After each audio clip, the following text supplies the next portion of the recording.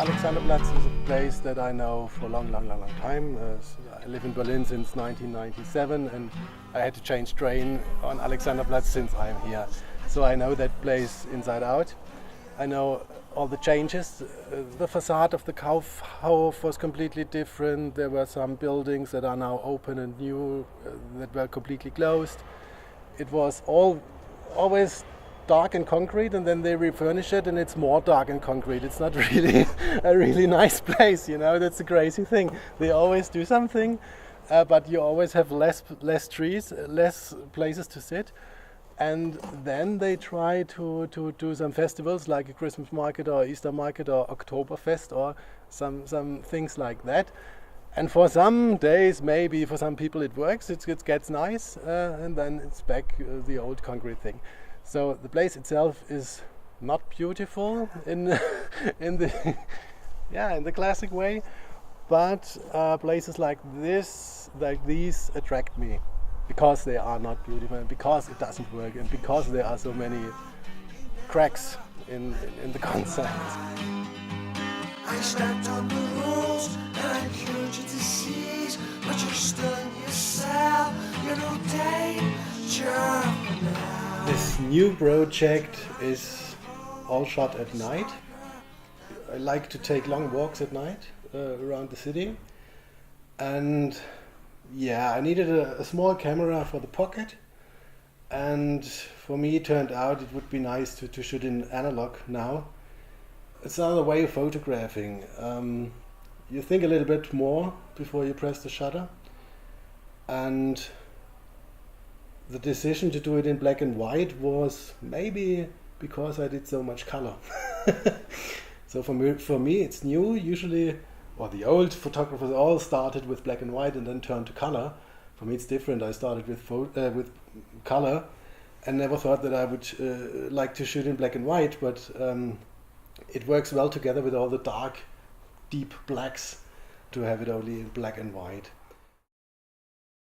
Yeah, it's still focused on people, but I also try to mix that series up with photographs of things and streets and shades, shadows and stuff like that, or some symbol things that you find on the street.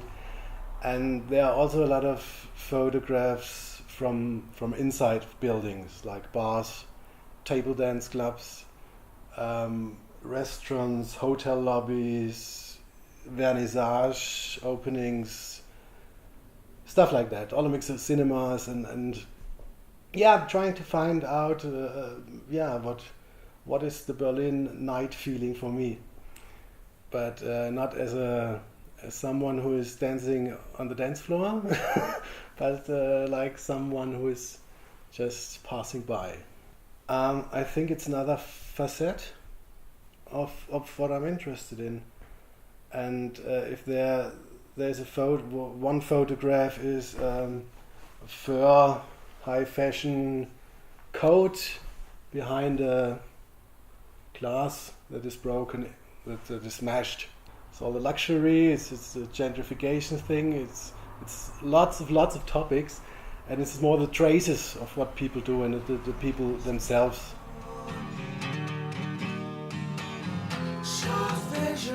Contemplates my time. It spills to the streets. I'm new to your kind, but I'm still here. I'm new to your kind. I'm a member of two collectives. One is 9 Plus, and 9 Plus is a Berlin-based collective. We are 6-7 people, all doing photography, but very diverse styles. I think I'm the only street photographer, if you want to call it that way. We also have people who are focused on portraits or more artistic stuff. The other collective is Seconds to Real, which has a clear focus, and that is street photography. And the members are from all over Germany and all over Austria. And we also do things together like exhibitions. We had a big exhibition in Berlin last autumn, and now we had one in Vienna. We walk to the sky, now I'm haunted for days. You're no danger for now. The office that you know has a shop window, and nobody had a good use for the shop window. So in 2005, I was doing a group exhibition with some people in a gallery in Kreuzberg, and then we said, oh, why not hang the pictures in the window after the show, because the pictures are here anyway. And this was the birth of this Fenster 61 project. And since then, every month a new photographer shows work. All exhibitions cope with Berlin, more or less. It's the thread of it all, and we have about 60 or 70 exhibitions now, all dealing with Berlin.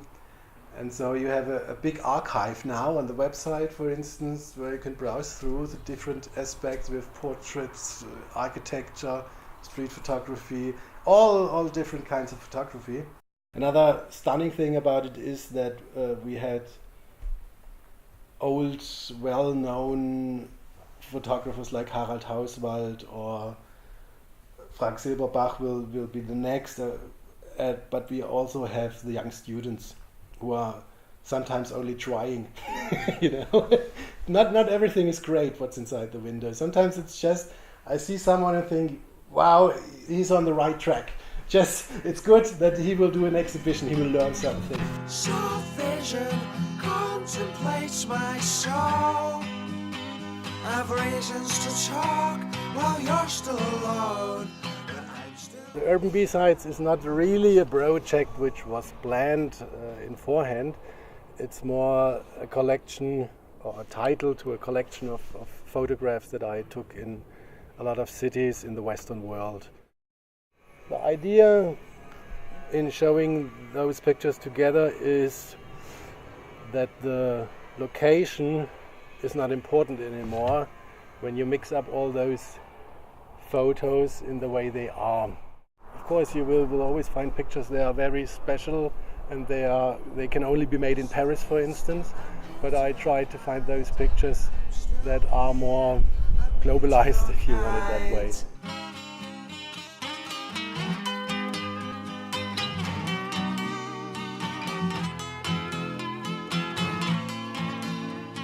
I'm in London usually once a year because I really love London. London is a very vibrant city, very colorful, very diverse, very multicultural. So I just love London and go there every year. And usually I just walk the streets and take my usual street photography pictures. In that year, somehow I spontaneously decided on the street to do something different and to just quite simple, to ask people, can I take your picture? And I had a background where everybody had to stand. Most of the people said yes, why not, quite easygoing. And so I just did this for 3 days and then I stopped. I had about 120 pictures in the series now, or in the exhibitions are always between 30 and 50 pictures. I had the wrong camera for a project like this because usually you would work with a tripod, you would work with a proper long lens, and I just had what I had in my bag and I did it with that.